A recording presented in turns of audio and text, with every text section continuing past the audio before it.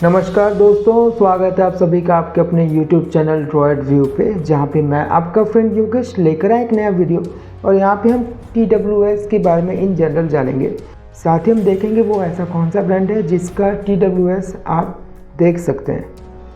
आप देख सकते हैं नॉइस शॉर्ट्स रश अपने प्राइस को फुली जस्टिफाई करता है।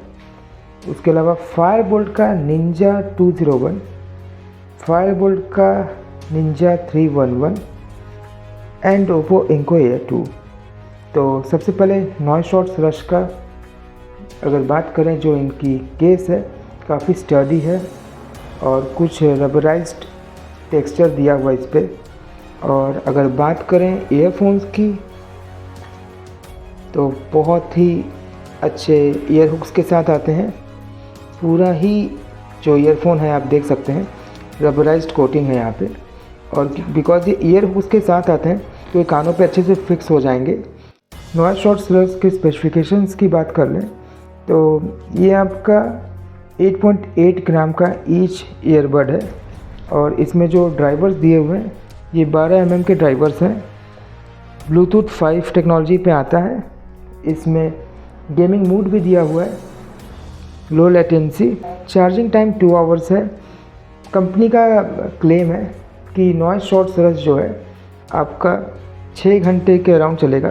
हमारी टेस्टिंग में 4.5 से 5 घंटे का बैकअप दे देता है ईच चार्ज पे। और IPX5 वाटर रेजिस्टेंस भी है। कस्टमाइज आप नहीं कर सकते इसके टच कंट्रोल्स को। अब बात कर लेते हैं निंजा 201 फायरबोल्ट का जो ये ईयरफोन है। इसके लिए मैंने 1200 पे किया था, पर ये 1200 को जस्टिफाई भी नहीं करता है। जैसा आप देख सकते हैं इसकी जो बिल्ड क्वालिटी है बहुत ही पुअर है। देख लेते हैं स्क्रैचेस विजिबल है कि नहीं। आई डोंट नो अगर दिख पा रहा है या नहीं, बट काफ़ी स्क्रैचेस आए हैं। जो प्लास्टिक यूज की है बहुत ही बिलो एवरेज प्लास्टिक यूज हुई है केसिंग के लिए। इस ईयरफोन में एक इशू भी आ गई है, काम करना ऑलमोस्ट बंद कर चुका है पूरी तरह। मैं कोशिश करूंगा इमेजेस डालने के लिए जहाँ पे बैटरी लीक हो गया है। चार्जिंग के लिए हमने पावर बैंक का इस्तेमाल किया था और चार्जिंग केबल भी इनकी जो दी थी उससे ही चार्ज किए, बट उसके बाद भी इसका बैटरी लीक हुआ है।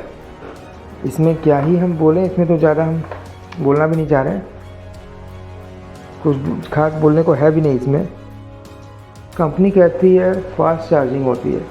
आई डोंट नो कितना फास्ट चार्ज हुआ है कि ये पूरी तरह डिस्चार्ज हो चुका है। अब बैटरी भी इसकी लीक हो गई है।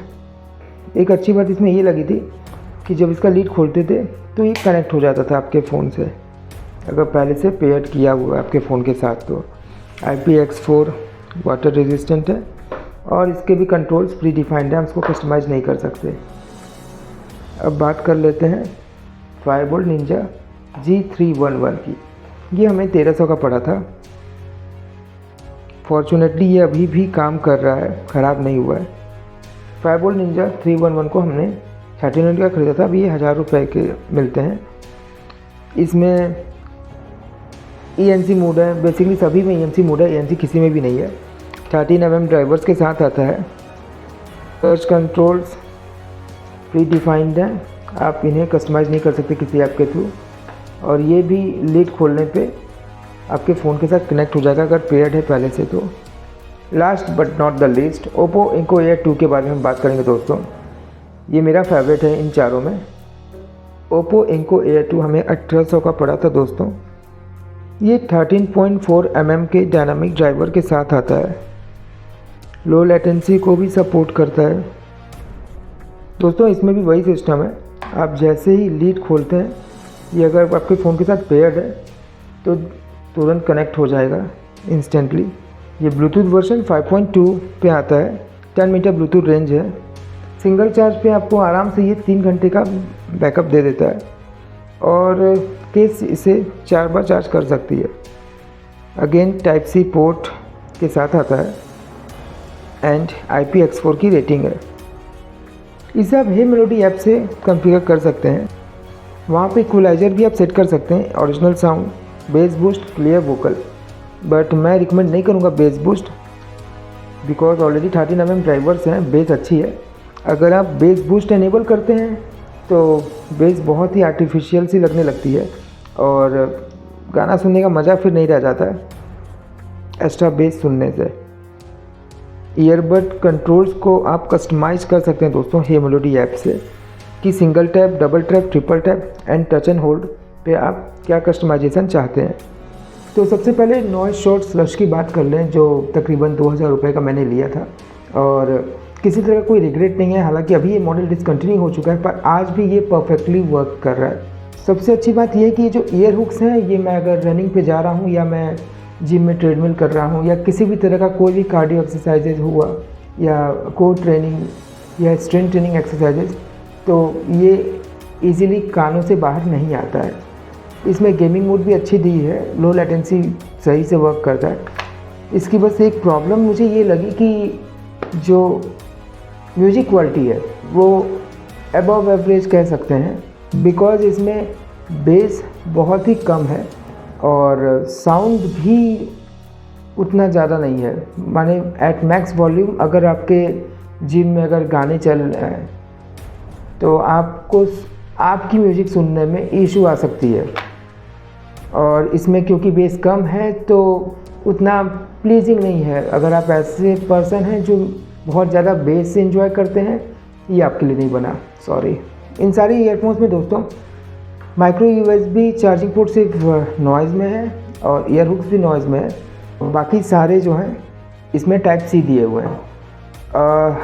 और एक बार बता दें दोस्तों, हमारा जो नॉइज़ का ईयरफोन है ये इन ईयर है, फिट अच्छी है, थोड़ा भी अनकंफर्टेबल नहीं होता ये कानों में। ओवरऑल 10 में मैं इसे 7 दे सकता हूँ। अब बात करते हैं इन फायरबोल्ट के ईयरफोन्स की। इसमें ज़्यादा समय मैं नहीं देना चाहता। अब बात करें Z201 की, इसमें वॉल्यूम कैलिब्रेशन बहुत ही ख़राब है। इनिशियली मुझे जो यूनिट मिली थी उसमें 1 या 2 लेवल अप करने पे वॉल्यूम बहुत ज़्यादा आने लगती है, उसके बाद बहुत ही यूनिफॉर्म हो जाती है। तो वो 1 या 2 लेवल पे जाने में 0 to 1 या 2 इतना ज़्यादा साउंड आता था कि कानों में लगा के मैं उसे ज़्यादा देर रख नहीं पाता था और बहुत प्रॉब्लम होती थी लाउडनेस की वजह से। ये वाला जो है इसमें 0 to 3 या 4 पे जाने पे बहुत लाउड होता है, उसके बाद फिर यूनिफॉर्म हो जाता है। तो वॉल्यूम कैलिब्रेशन का पूरे प्रोडक्ट लाइन में प्रॉब्लम है Z201 के। जो ईयरफोन चार्जिंग केस है उसमें बहुत से स्क्रैचेस हैं ऑल अराउंड एंड ये बहुत जल्द ही ख़राब हो गए, मतलब डेड हो गए, क्योंकि इसमें बैटरी लीक हो गई। बैटरी लीक कैसे हुई मुझे इसका कोई आइडिया नहीं, बिकॉज इसके ही चार्जिंग केबल से मैंने चार्ज किया है और पावर बैंक यूज करते हैं हम अपने सारे ईयरफोन को चार्ज करने के लिए, पर ये डेड हो गया। कस्टमर केयर में बात किए हैं, मेल किए हैं, वो लोग वहाँ पे रेस्पॉन्स नहीं किए हैं। कॉल करिएगा कस्टमर केयर पे तो वो एक ही बात बोलेंगे ईमेल करने के। कस्टमर केयर यू नो कैसा है फायरबोल्ट का, इसे तो 10 में क्या ही डेड हो गया है, माइनस में तो दे नहीं सकते, 0 मान लीजिएगा। दूसरा वाला भी चल रहा है, कितने दिन चलेगा पता नहीं, चले चांद तक वरना शाम तक, ये हाल है फायरबोल्ट का। बस इसमें एक चीज़ मुझे अच्छी ये लगी कि इसका जो चार्जिंग केस की जो बैटरी दी है वो एक बड़ी बैटरी है, बिकॉज़ ईज़िली ये आपको 4 से 5 बार ईयरफोन को चार्ज देता है और ईयरफोन भी ठीक ठाक ही चल लेते हैं। अराउंड 5 आवर्स आप मान के चल सकते हैं 60 to 70% वॉल्यूम पे। लेकिन सेम थिंग इस पे भी मैं बोलूँगा कि जो चार्जिंग केस है वो पता नहीं कितना चीप प्लास्टिक का यूज किए हैं, ऑल अराउंड स्क्रैचेस है, इनकी तो ब्रांडिंग भी इस पर मिट गई है।